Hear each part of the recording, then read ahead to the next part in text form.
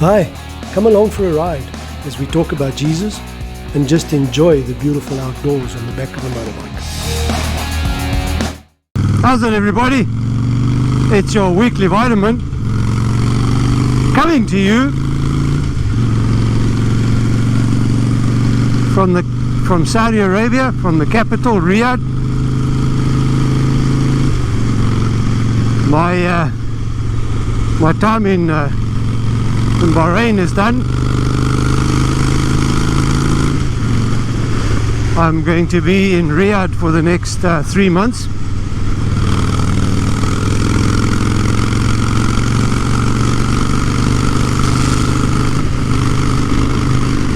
And then off to South Africa for a month and a half, hopefully, and then off to the US for a while, and then my wife and I are heading to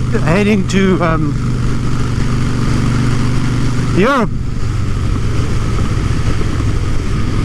We will be settling down there for the next, or for the foreseeable future. Hopefully I'll be able to bring you a lot of ride videos from Europe as well. I'm planning in the next couple of weeks to do a lot of sightseeing here in Riyadh, because apparently there is quite a lot to see here.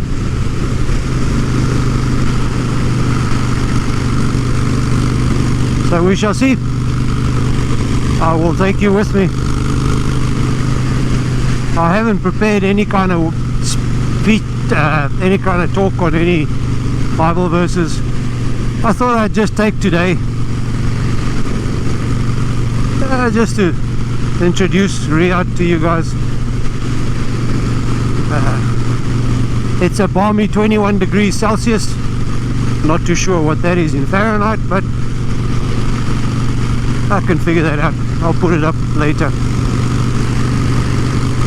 I am heading off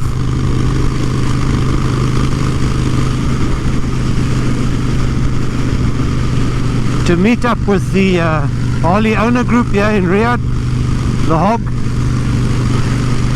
as I don't know anybody in the region that rides, although I've been working here for the last 4 years. I've been heading back to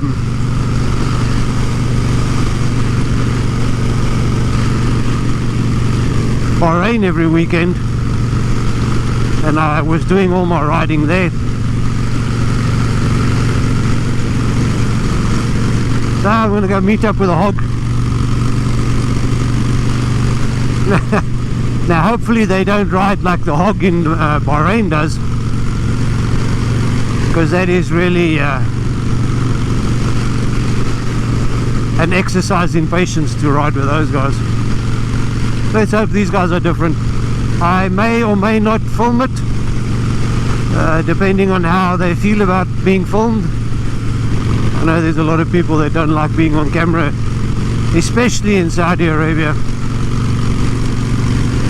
I will ask, and if it's not something they want to do, then I'll only film when I'm on my own. It's a bit windy today, so the bike is a bit unstable, and this is one of the things you've got to love about this place.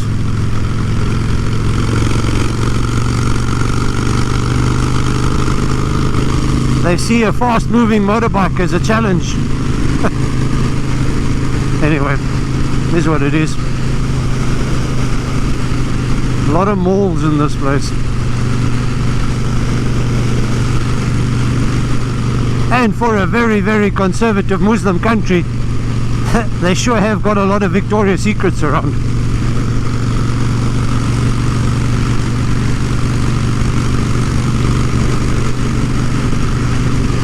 I will tell you, it is a lot of fun being back on the roads. Oopsie, I almost missed my turn off.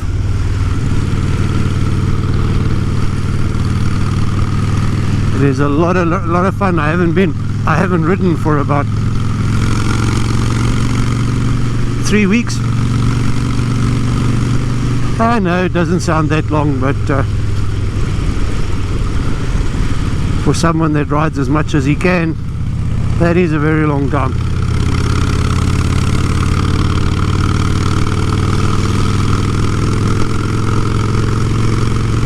Now I need to be careful of these roads because they don't get a lot of rain in Riyadh, and new roads to me, and because they don't get a lot of rain, with this being a desert, there's a lot of sand around, a lot of dust, and dust and tar makes for a nice slippery road. And it's not so warm, so the tires haven't warmed up yet.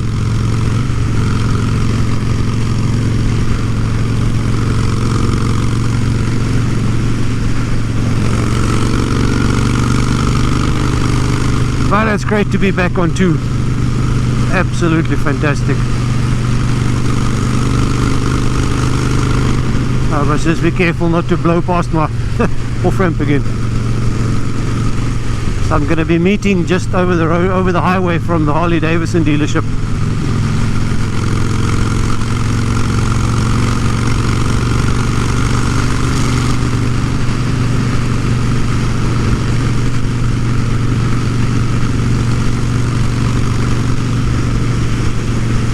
All the exits are marked with numbers.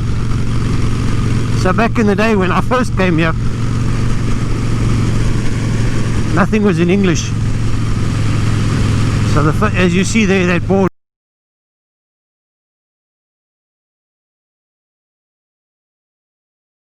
to read, there's numbers.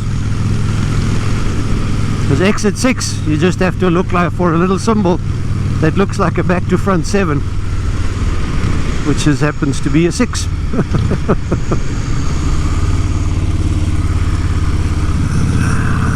The dealership is over there somewhere. Now the guy was going to send me a location of where we were going to meet, but he never did.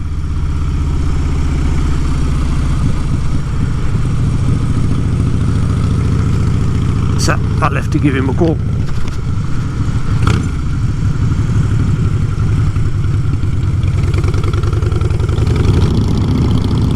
So my first ride with a hog, we shall see. I'm going to take it slow today. Keep my distance because I have no idea what the riding skill is of all these guys.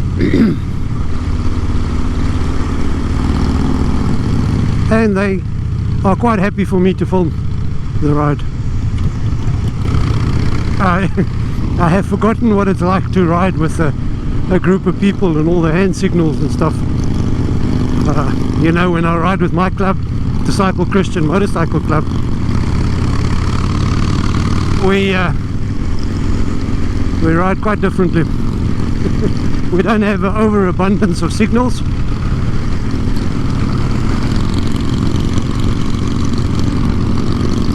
And the other difference is we ride bar to bar, and not like we're riding now. We're riding staggered formation, and that's one of the bigger differences between 1% motorcycle clubs and the hog and riding clubs and stuff like that. The motorcycle club, you will ride bar to bar. I know my brothers so well, and I know they're riding so well that I can ride at well, allegedly what we call disciple speeds, down the highway next to each other, 3 feet apart, 2 feet apart sometimes. Sometimes we get close enough to hug each other. But that kind of riding together, that kind of brotherhood, only comes with time. And that's why to become a full patch in a motorcycle club, be it any 3-piece patch or a 1%, Your prospecting phase is a long time. You don't just rock up and get a patch.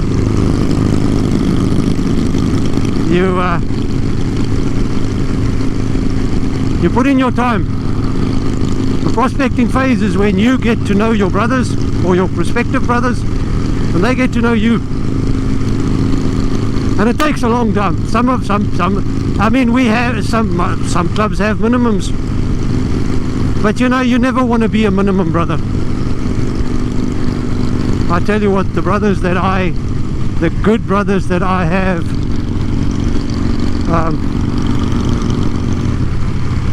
are usually oh no, I don't want to say it. All brothers are good. Some have a harder road than others. Some have an easier road. It is what it is. But once you become a full patch, that's when the journey begins. I was in the infantry in South Africa, and there I learned a certain brotherhood of soldiers.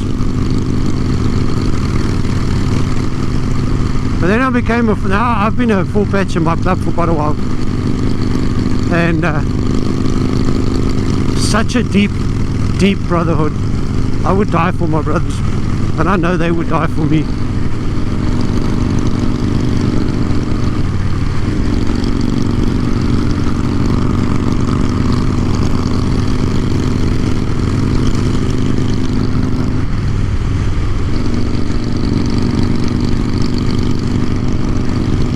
So, in our club, there's two things that bind us. A love for well, first and foremost, a love for Jesus. First and foremost, a love for Jesus, and then a love for motorcycles.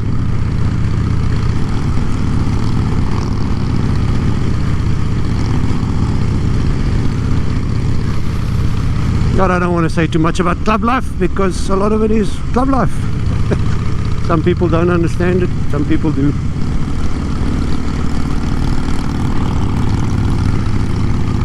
So, this is Riyadh.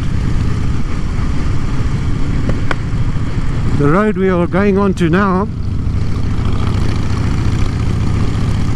is the road I used to travel every Thursday evenings, because the Middle East weekend works. The start of the week is on a Sunday, and the end of the week is on a Thursday, the work week.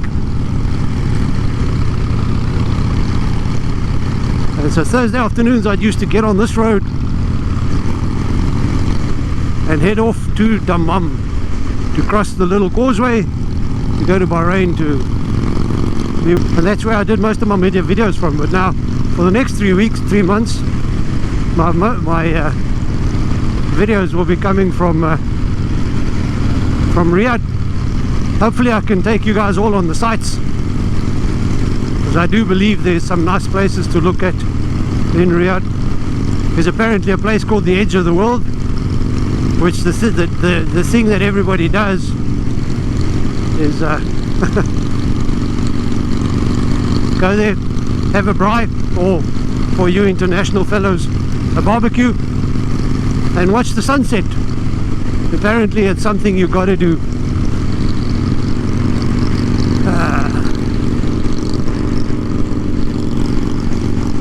So I will try and do that. I'm not sure if I'll be able to do it on the motorbike. Apparently the last 10 or so kilometers you kind of need a four-wheel drive vehicle to get there. So we'll see. I don't know. My four-wheel drive vehicle is no more, because it had been standing for 6 months while I was stuck in Bahrain. Well, I can't call it stuck. I was blessed to be kept in Bahrain over the COVID lockdowns, and so the battery ran flat, and underneath the motorbike, underneath the car, is a puddle of oil as big as what the car is. It is probably It'll be more like transmission fluid. But because I only have 3 months left here, there is no burning desire to fix it. So I'm just going to sell it for scrap. It is 14 years old. So I'll have to beg a ride to the edge of the world with someone who does have a 4x4.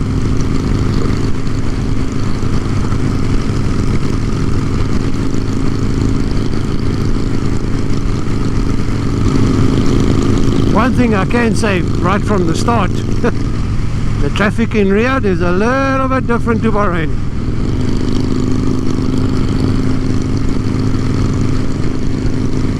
The drivers of the cages are not as friendly as the drivers of the cars in cages in Bahrain. It seems like everybody in Riyadh is 10 or 20 kilometers an hour faster than the average driver in Bahrain, and 200 times more aggressive. You know, I think that's what comes from when you live in a city. Yeah, look at that. That's another reason why I'm happy to be leaving. The motorbike was stood outside for a week, and look at the dust on it. Dust, man. Pain in my life. Gets into everything.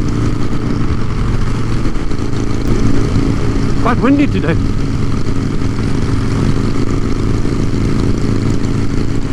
And a week ago the temperature was 36 degrees. That's Celsius.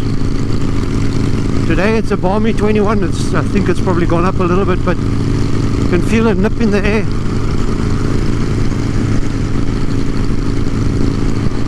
The next 3 months is going to be some nice riding weather. You know, there's a 1 month or 3 week period in the year, yeah, that it's just way too hot to ride. The rest of the year, and that I am going to miss, that you can basically ride every day of the week, or every probably 11 months out of the year in the Middle East you can ride. You know, there's a couple of months where you've probably got to put up with a bit of heat, but it's not like our Canadian brothers that they get to ride only a few months a year, and then the great white curtain comes down. If I look at all these shiny motorbikes around me, my dirty old Rose.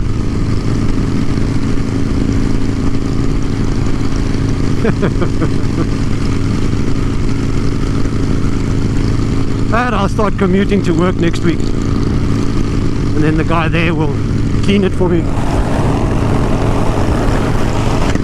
Guy washes my car, and now I start washing my motorbike, because I don't have a car anymore.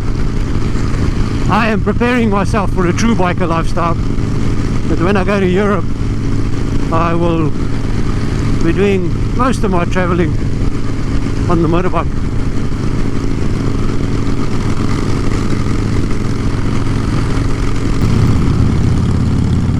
My first new road. Never ridden this one before.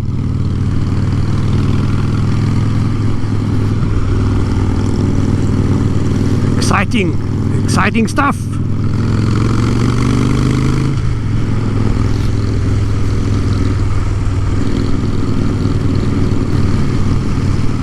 Now we're coming to the interesting places. A little bit of mountainsides, maybe some curves.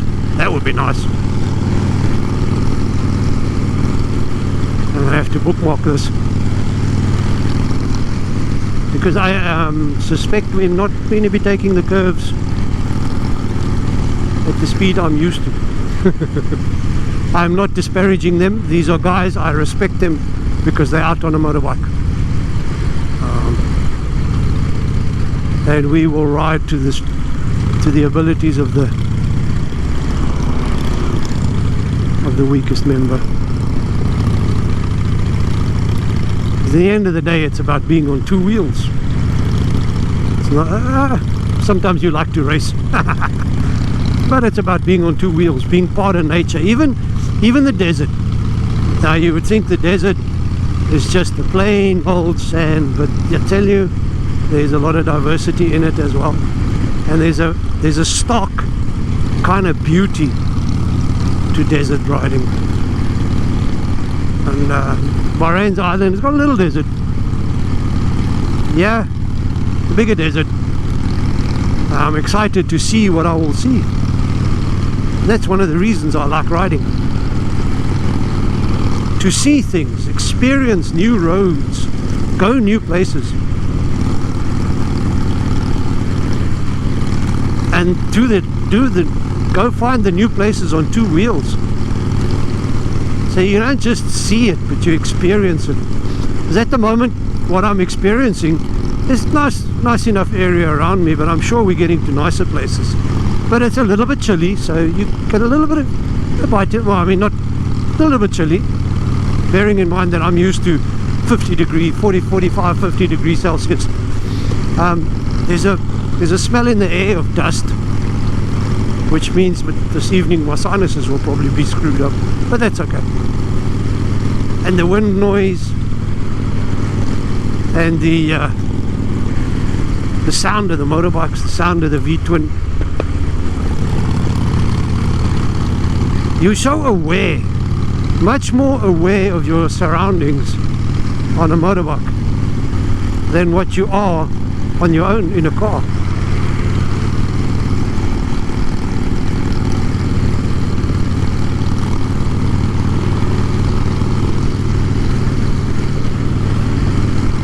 I don't know, if you don't ride I can't explain it. I try a little bit, bring you with me when I'm riding. Mind you, most of you watching are probably riders yourself, and it needs no explanation. We're obviously going past a camel farm or a stable, because I can smell it. I just got a whiff of wonderful livestock perfume. These are called jebels. Everywhere else we'll call them hills, but little jebels or wadis. I think a wadi is the smaller one, or the big. I'm not sure. I'll go research that. But in this region, hills or hillocks are called jebels or wadis. I think a wadi is a dry wash, and a jebel is a hill. I'm not sure. I speak under correction. I will go look that up. But we obviously going through a bit of an oasis here, because there's a lot of greenery, a lot of palm trees, date farms.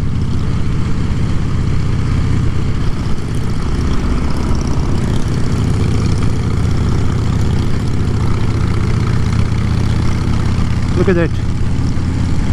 I wonder what that is.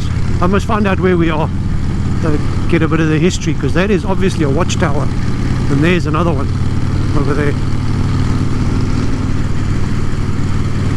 So I don't know what this is. It looks like a place that I would put a fort in. Got hills, you can have a good view of the surrounding area.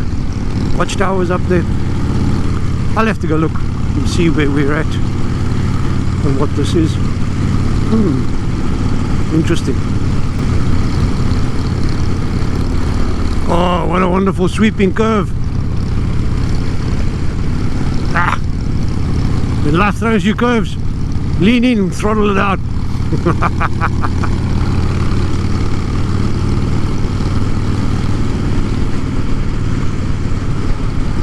So look at that, there's obviously, well, that's a dry riverbed. They must have water here somewhere. Yeah, must be some kind of dry riverbed. Must be an oasis around somewhere.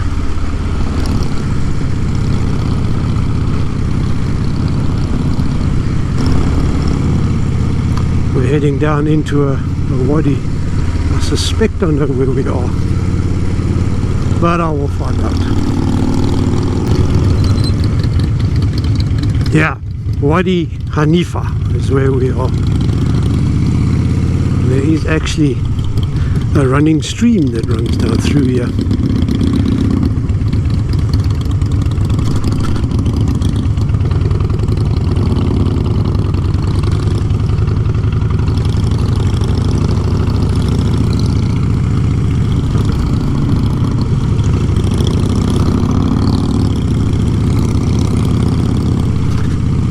Up on the hill here, there's a couple of compounds. It's a very nice place to live.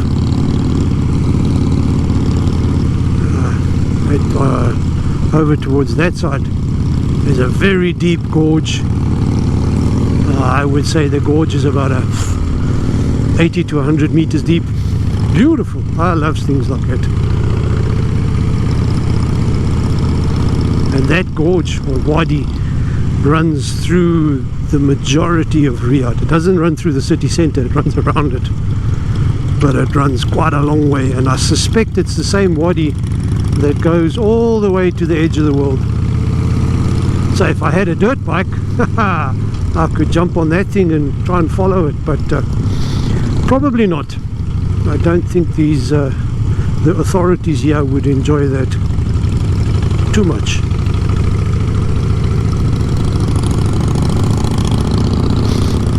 Someone's burning palm leaves. Love it. So many different smells that you get in a desert that you think you'd only smell dust, but that's not true. All kinds of things. I suppose I better get in single file. Look at that.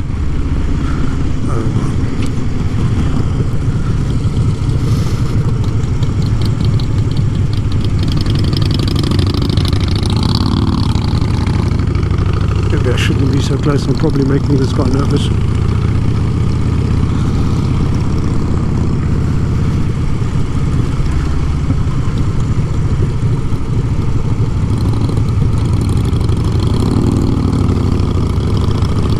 This road could be a lot of fun.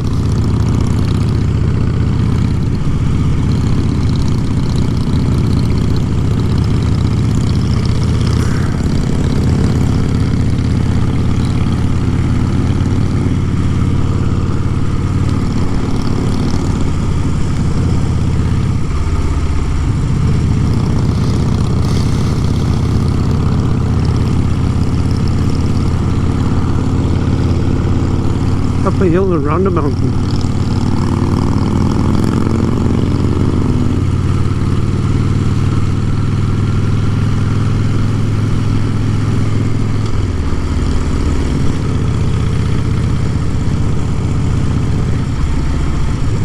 This may even be a bit of a... Good God, could this be a dam? No, surely not in the desert. You think? No, it's not. It's probably a pipe jump over.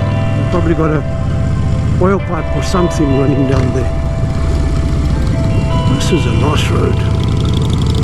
Could have some fun on this road.